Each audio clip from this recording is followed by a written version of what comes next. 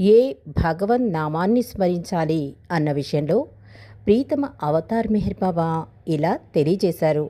Rama, Krishna, Jesus, Buddha, Mohammed లేదా భగవాన్ ఏదైనా సరే దైవనామాన్ని స్మరించండి.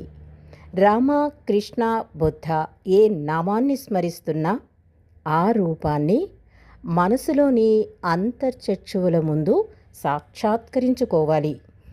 కేవలం నామస్మరణలో అర్థం లేదు. ఏకోన్ముఖమైన భక్తితో భగవంతుని స్వరూపాన్ని ఏ రూపం ద్వారానైనా ఏర్పరచుకుంటే అది సులభమవుతుంది. తగిన ఏదైనా అవతారుని లేదా సద్గురు రూపాన్ని ఎంచుకోవాలి. చంచలమైన మనస్సుతో రామా రామా రామా అని చిలక పలుకుల్లాగా 12 సంవత్సరాలు వల్లించిన ఫలితం శూన్యం.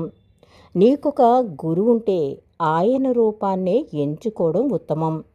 ఏకాగ్రత కుదరడం లేదు అంటే బాబా అన్నారు, అది నేను చూసుకుంటాను.